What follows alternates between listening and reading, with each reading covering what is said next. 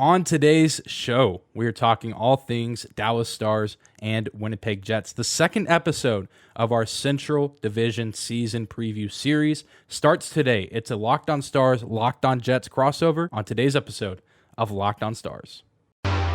Your Locked On Stars, your daily podcast on the Dallas Stars. Part of the Locked On Podcast Network.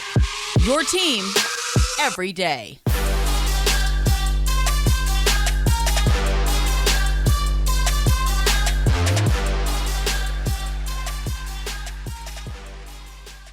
Howdy, Stars fans. Welcome back to the Locked On Stars podcast, the only daily in-season podcast covering the Dallas Stars, part of the Locked On Podcast Network, your team every day. I'm your host, Dane Lewis, your local expert on all things Dallas Stars hockey, credentialed member of the Dallas Stars media, coming to you on this Wednesday, September 7th. Football is almost back. Hockey is almost back. It's a great time to be a sports fan, and thank you for stopping by today's episode of Locked On Stars, for making us your first listen every single day.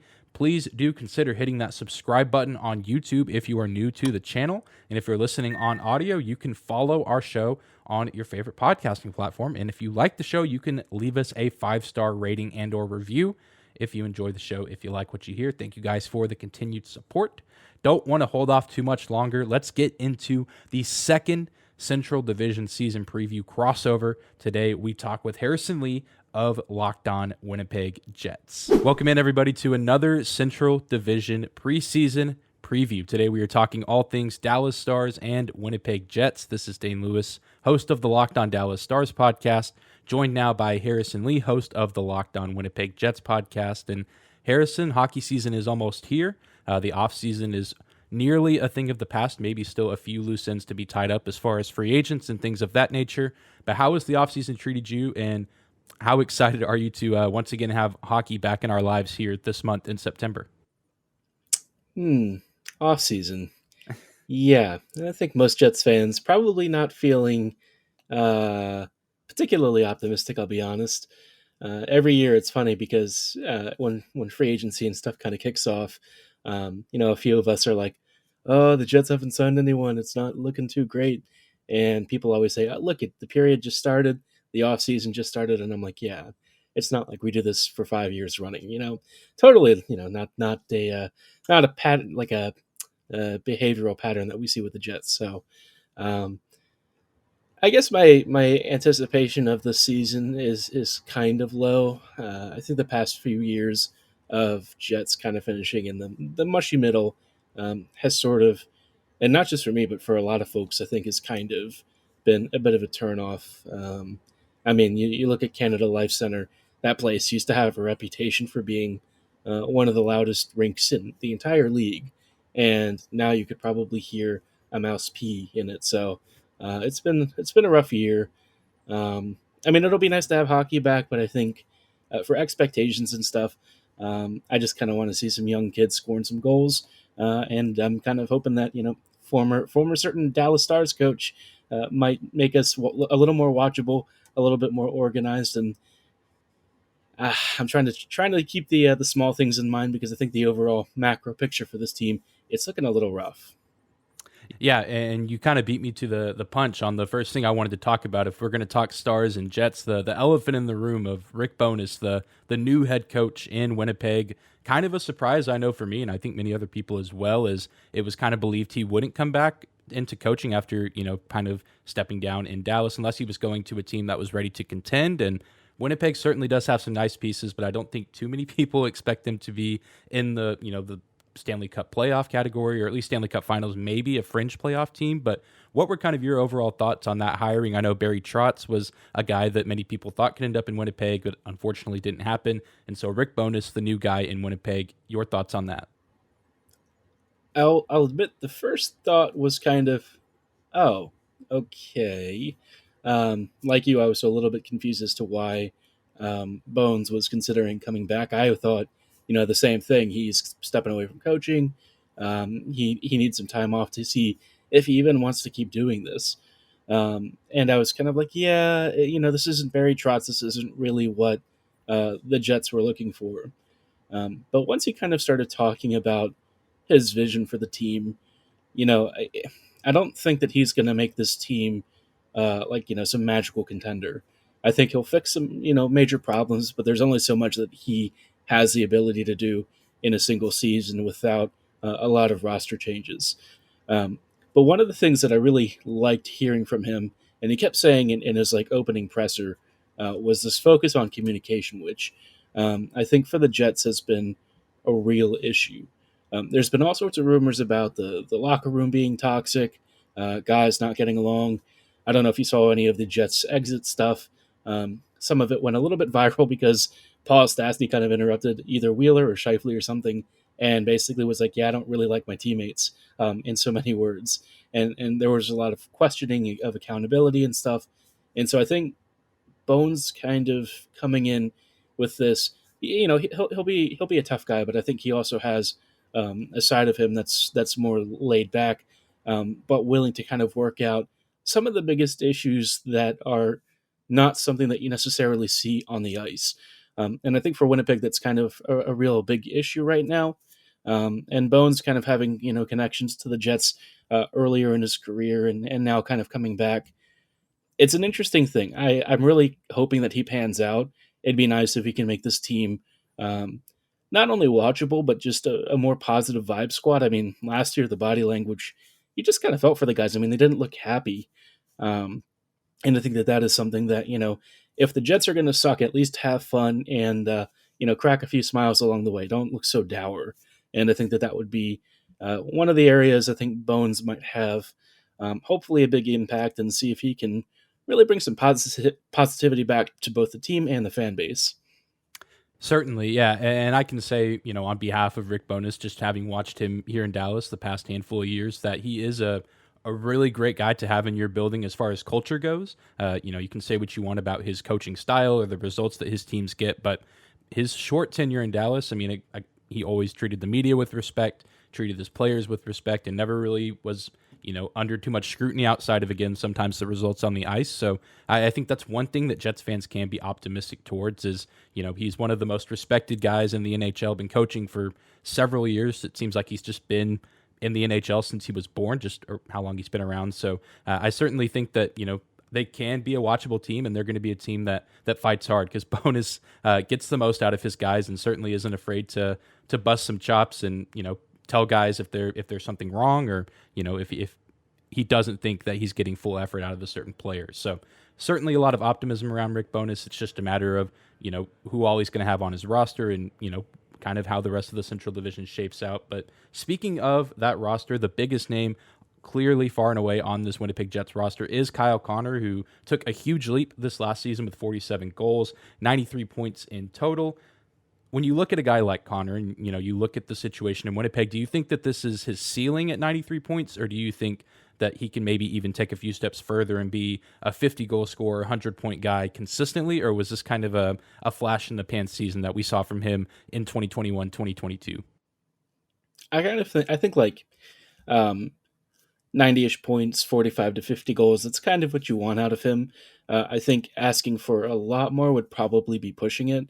If this team had consistently a really high functioning offense, dominating zone possession, a power play that just scored at will, yeah, you could probably rack up the points. But I think that season last year was kind of what we expect. And honestly, one of the biggest changes with his game was not only using his teammates better, but he was just a shot volume guy, which is kind of unusual because, with him in the past, it's been a little bit frustrating.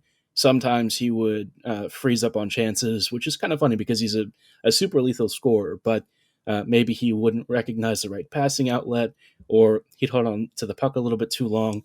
This year, though, he was just cutting loose.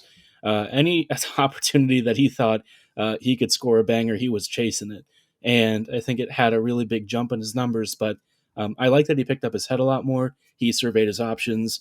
And so, while he might not hit 100, 110 points or something like that, I think, 90 points is probably a pretty reasonable thought for him.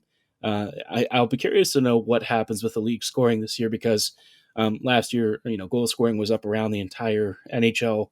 And this year, I wonder if goalies and some of the defensive systems are going to adapt to some of the changes in equipment and whatnot. So we'll keep an eye on that one. But I mean, Kyle is obviously one of the most lethal scorers out there. So wouldn't shock me if he's back between 80 to 95 points or something like that.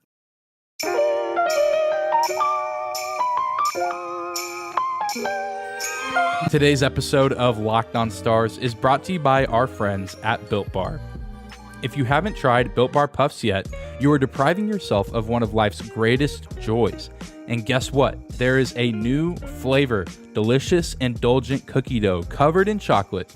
That's right, Built has done it yet again.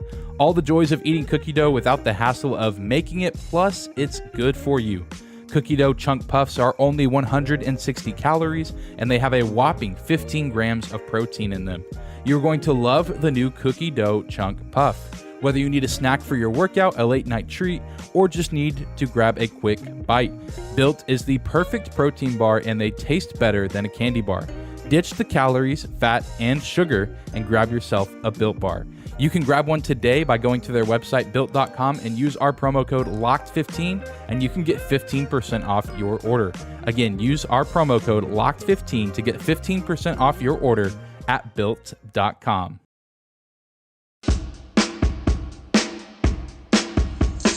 Absolutely. He's just an absolute threat from just about anywhere in the offensive zone. And I know Stars fans know that well last year, as all 4 games between the Stars and Jets went into overtime or required a shootout. And so, hopefully we'll see some more entertaining games between them this season. But I have one more question for you about this Jets team, and then we'll flip the script a little bit and talk about the Stars some.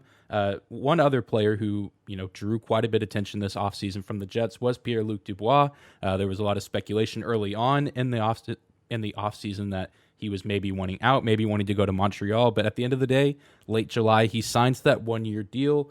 Did you expect him to come back, and do you expect him to potentially stay in Winnipeg long term, or do you think this is maybe his last go around with this team? Yeah, so there was only 2 outcomes with this that I thought were going to be realistic. One is he got traded at the draft, which it sounds like they were really close, but just couldn't quite get the Habs at the right price range. So for Dubois, he kind of had to play along here because, when it comes to guys holding out, freezing out, and maybe playing a little bit of hardball, it can be difficult to get a contract situation resolved. But I think Dubois made the right choice here. He accepted a 1-year deal. With even just the full salary, it'd be attractive for most competitive teams. But at the trade deadline, you're looking at a reduced cap hit for a guy who is still an elite top 6 center. And I think that for just about any single contender out there, they're practically salivating at the option of a guy who can be a real game-changing force on the ice, even if it's just for a few months. I think he's definitely gone at some point.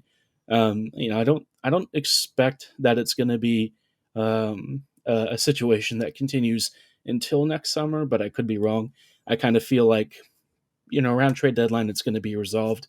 But if they have to do this dance again, I expect like another short-term extension, and then he gets traded. But I kind of feel like it's at the point where we're going to be seeing him moved sooner rather than later. Yeah, and it's just one of those things. Again, it might also just depend on how the Jets do this season, and if they play above expectations, maybe they look to extend him and hold on to him longer because, like you said, he is a legitimate top 6 forward in this league and a very underrated guy. And I think maybe catching a little bit of flack, some unfair, bias, I guess, if you will, with a lot of those reports that you talked about, maybe the locker room not being the best place. And I think maybe some of that rubs off on him and makes him, fall off people's radars as good players, but an incredibly talented player, similar to Kyle Connor. Definitely some good pieces there in Winnipeg. But now we can kind of turn the tables a little bit and open up the floor to you, Harrison, to ask any questions you have about the Stars as we get ready to get rolling this season. First big question that I have about the Dallas Stars is, can we have Jason Robertson?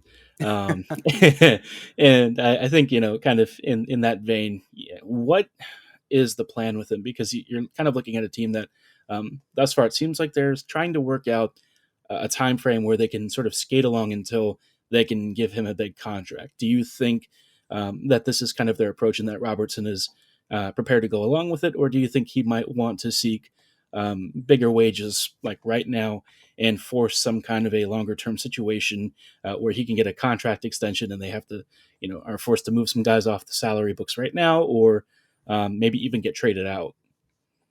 Yeah, there's certainly a lot that goes into it, and it's a very odd situation. Certainly myself and plenty of other Stars fans, media members have kind of just been on edge of what's going to happen with Jason Robertson, because many believe, and I still believe this even now, that he will come back to Dallas this season. I'd be very disappointed to see him go elsewhere, and I think even him going to Winnipeg would boost the Winnipeg Jets stock quite a bit, just because he's a very talented player. 40-goal scorer this past season, a Calder finalist 2 seasons ago. And it's just one of those things where, he's been away this offseason, and I don't think there's just been too much pressure on his end to get a deal done, although nothing I've seen indicates that he wants to play somewhere else, as far as I've seen and heard, and have been told from other people that are a lot closer to the team than I am. It seems like he wants to come back, but he does, again, from what I hear, want pretty decent money, because he's proven in his 2 seasons in Dallas that he is a legitimate top 6 forward, if not a guy that can play on a top line night in and night out, just with his offensive ability, his scoring ability. So the Stars, as of right now, if you look at Cap Friendly, say they have a little over $6 million left in cap space, around 6.3, and you factor in guys like Anton Hudobin, who technically are still on IR, but it looks like Hudobin's going to be back for training camp, a guy that you could trade or maybe send to the American Hockey League, and I think you get a little bit more cap room then. Not quite sure on all the numbers or details there, but there is room to re-sign Robertson. I don't know if it'll be for $7 million. That kind of seems to be the rumor of what he wants, and then there's this whole other storyline of the Stars owner saying, young players like him shouldn't be getting paid that much. And so it's just all over the place, and it seems like we're getting maybe mixed signals from the front office about Jason Robertson. But I know the fans want him back. I want him back, and I think he will come back. For how much, it's still to be determined. But Jake Ottinger was also kind of in that boat up until Thursday, yesterday, whenever we're recording this. So there is a little bit of relief there. We have our goalie for the next 3 seasons, but now we need to secure our best scorer for however many years, and hopefully give him an adequate amount of money that when that contract ends, he'll want to stay even longer. And kind of coming back to one of those comments you mentioned, that was a thought that I had. What has been the reception to the front office saying stuff like, we don't want to pay our young kids that much? Because I think, for one thing, that kind of caught a lot of people by surprise. My personal thought was maybe it's a little bit of misdirection, because I feel like they're trying to get, some leverage in negotiations and make sure that they don't put themselves in a position that, for negotiations makes it unfavorable. But do you think that they really feel this way? Is this kind of the direction that they want to push? Or do you think it's just kind of part of the media game that they're playing and there's not really much into it?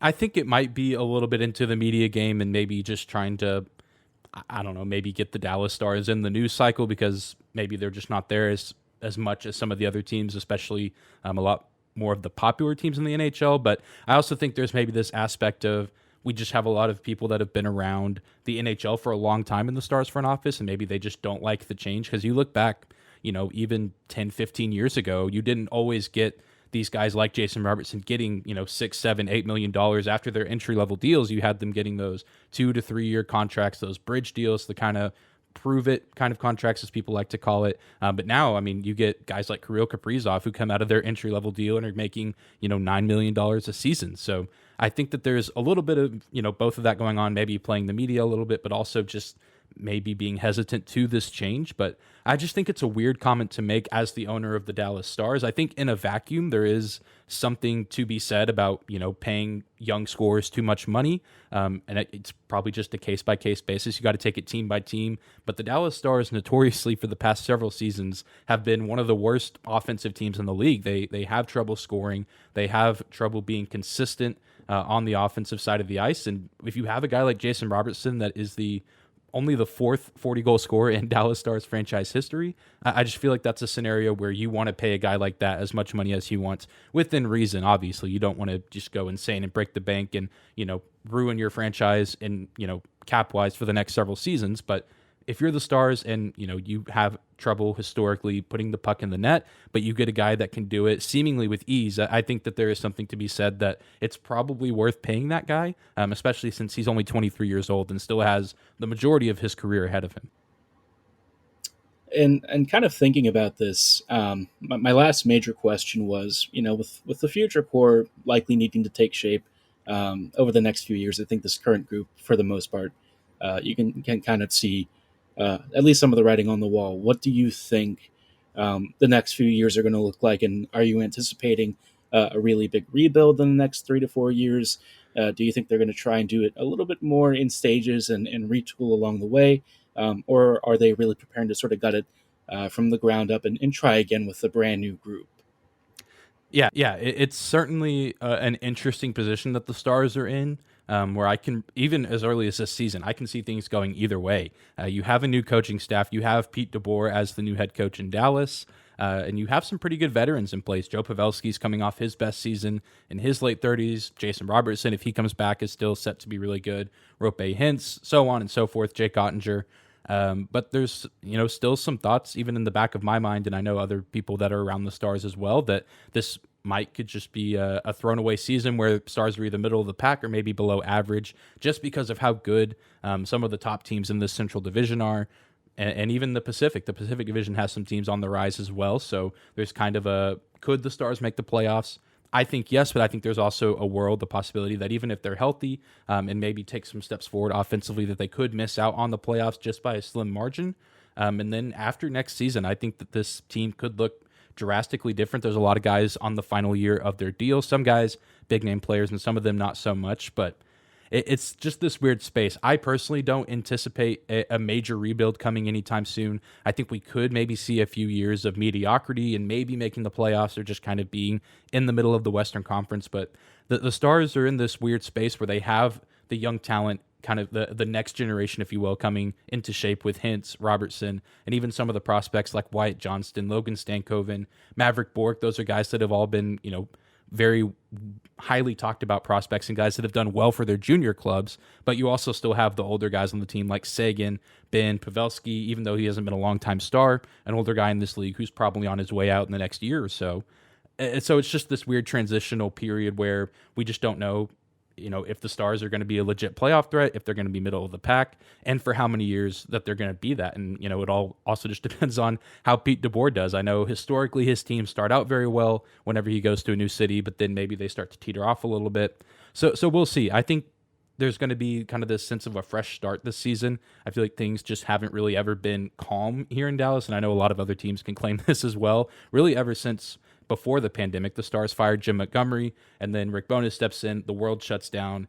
They go to the Stanley Cup, but then everyone's injured the next season. It's just been one thing after another, seemingly for a lot of teams in the NHL. The Stars, no exception to that. But now this has been a relatively normal offseason. New head coach. It just seems like we're in for a fresh start, and I think this, on paper, should be a good season for the Stars.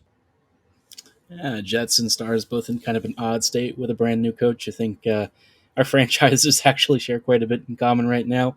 And I'm sure for some folks, it's like, oh, yeah, maybe not the most exciting place to be in, but hey, at least it's a new change and hopefully a breath of fresh air for both teams. Yeah, I certainly hope so. And, I'm hoping that this Central Division is pretty competitive. I know the Western Conference can be a little bit overlooked just with how stacked the East is. Even some of the worst teams in those Eastern Conference divisions could probably be a third or fourth place team in the West just with how stacked some of those teams are. But looking at the Central specifically, I think it's fairly safe to say that most people have the Avalanche kind of repeating things here in this division, and rightfully so. They held on to a lot of their big pieces. They lose Nazem Kadri to Calgary, but I still think that they, have the pieces in place to put together a good run, potentially be in contention for the President's Trophy. But kind of the 2 through 5 and 6 spots seem to kind of be on shuffle. And I know that there's been a lot of power rankings that have come out as of late, even, Locked On set power rankings, and it has the Stars at 5, Jets at 6. How do you personally see the Central Division shaping out? Do you think that the projections of, Avs, Wild, Blues, and the top 3 is accurate, or do you see it shaping out somewhat differently? The funny thing is I don't really disagree with that ranking. I think that's probably roughly how I'd have it. I mean, you can basically swap the 2 through 4 spots, and I don't really think anyone is gonna blink. The Central this year feels like it's in an odd place because you've got Colorado that's just clearly better than everyone across the board, but then there's like this really mushy middle group of teams that during the regular season are good, but they don't really seem like big playoff threats right now. So my general feeling is like the Central Division is kind of a little more mediocre this year, versus several years ago. It was one of the toughest divisions, and it's still very difficult. It's just I don't think it's at the level where, um, you know, I can really safely say that this order is going to be what it's set in stone. I think the Jets have potential to kind of move up and down. I think Dallas and Winnipeg both are kind of in the boat where if they really push up in the standings, it's probably because goaltending really carries them a long distance. I think Ottinger and Hellebuck have the chance to really, steal tons of games. They've been putting up some crazy numbers over the first several years of their career, and so I think it's going to be a weird season. I honestly don't have a great feeling about where anyone is finishing. The only thing that I am pretty sure of is that Arizona and Chicago are going to be definitely towards the bottom. But like that middle grouping, you could basically just scramble it and throw darts at a board, and I think it'd probably be about as accurate as what we'll see with what finally kind of shakes out. Yeah, I agree. And I think that's what makes it so exciting is a lot of these teams, I think, are confident in themselves, but are kind of unsure of where everyone else stands. I think the Blues are interesting I feel like every year the Blues are, set to be a good team, and then they either, play way above expectations and win the cup like they did, a handful of years ago, or they, kind of teeter off at the end of the season and, put up good performances in the playoffs, but ultimately, fall short. And obviously, Colorado was not an easy out by any means last season. They probably played them the best in the postseason out of anyone in the West, but it's just, a weird division, like you said, and you throw in the Pacific as well, which could, maybe have some weird sleeper wildcard teams as well. And it makes it even more chaotic for the Central Division. But yeah, we'll just have to see how it plays out. I think the Stars can make the playoffs, but I can also see them very well finishing 5th, 6th in the division. Just going to depend on health and, like you said, goaltending play as well, defense, and really what these new coaches can do. And I'm excited to see how Rick Bowness does in Winnipeg. I know a lot of people not a huge fan of the way he coached here in Dallas, but great guy, really good leader. So I think Winnipeg is going to maybe surprise people this season and probably win a handful of games that maybe they shouldn't. And that's just the Rick Bowness effect. So excited to see how he does. Excited to see how the Stars do. And yeah, Central Division. It's gonna be an interesting one. And all the other teams are going to be gunning for Colorado except Chicago and Arizona. But really excited for this season. Yeah, I think there's a lot of uncertainty, and I think that'll give at least a lot of talking points for us for future podcasts. And I'm not expecting. I've kind of set low expectations, but as long as they're fun to watch, and people are having a good time, I think that's all I could really ask for. I think for me, Bonus and his work with the kids is probably what I'm most looking forward to. It seems like he's really willing to give a lot of young players a long leash and room to grow, which is something that for some reason the Jets got away from. Instead, they relied a lot on veterans who maybe weren't bringing enough to the table. But, this shift towards guys like Heiskanen, our version would probably be Ville Heinola, I guess. Not quite the same player, but about as close as anyone's going to get with Winnipeg's prospects. Dylan Sandberg and some of the other kids. Cole Perfetti, of course, is our big marquee name. But seeing how he works with that and kind of gets players maybe into some positions that under previous coaches they wouldn't have gotten, maybe there's room for growth. Maybe there's going to be something exciting. I know as an Orioles fan, I'm watching the kids, start to really rake it in for Baltimore. So I'm hoping that there's maybe some kind of a revolution for the Jets in the same vein. But, progress in the NHL a little bit slower sometimes. Yeah, certainly. And that's, one of the connections that hockey and baseball have is you got to wait a few years to see the young kids come to fruition. But, the Orioles certainly there and making for one of the more interesting teams in the American League down the stretch, certainly more interesting than my Texas Rangers, who are just mediocre year after year. And I'm okay with that. And I'm ready to go on with that for the rest of my life. But hopefully the Stars able to rise above that. But Harrison, thank you for hopping on today and talking all things Stars and Jets. And hopefully our teams, like I said, have some more competitive games in them this year. And maybe we'll get to cross over again and talk about some of those games. Yeah, for sure. Looking forward to future matchups between these two teams because they have traditionally been pretty nuts. Yeah. really all 4 games last season. Couldn't have asked for much more as far as entertainment, and hopefully we'll see more of the same this season with maybe a little bit more emotion in it with Rick Bowness coming back to Dallas at least once. I don't know the schedule off the top of my head, but we're due for 3 or 4 meetings this season, and at least one of them will be in Dallas. So I'm curious to see what the crowd reception is for Rick Bowness when he comes back. Hopefully smiles. I think he'll probably deserve more than a few handshakes and claps out there. From the organization, I would expect handshakes, a warm welcome. It's more the fans that I'm concerned about because they were the ones that, at least once during any home game, there were fire bonus chants coming. But you're going to get that from any fan base when your team underperforms offensively. So we'll see. I have faith that most Stars fans will appreciate what he did with the hand he was dealt, but only time will tell, and I'm excited to see these games unfold. Certainly hope you guys enjoyed today's crossover episode. The Winnipeg Jets in a very interesting position, and I'm very curious to see how they perform under new head coach Rick Bowness. I think that is going to be an incredibly hard-working team, and like I said in the interview, I think they're going to surprise some people at points in the season and win some games that they probably shouldn't, and that just seems to be the Rick Bowness effect. But thank you to Harrison for crossing over and talking things about the Central Division with me, talking about the Jets, talking about the Stars, whatever it may be. Always good to talk with other Locked On Podcast Network NHL hosts, and we will be back here on Friday with another season preview for another Central Division team. Thank you guys again for tuning in and for making us your first listen every single day. Hit subscribe on YouTube if you're new here. Hit the follow button on your favorite podcasting platform. Leave us a 5-star rating and a review if you love the show, if you like what you hear, and you want to support us. That is the best way to do it. You can also find and follow me on Twitter at Dane_Lewis, as well as our show at Locked On Stars. Thank you guys again for tuning in, and we will see you back here on Friday to close the week out.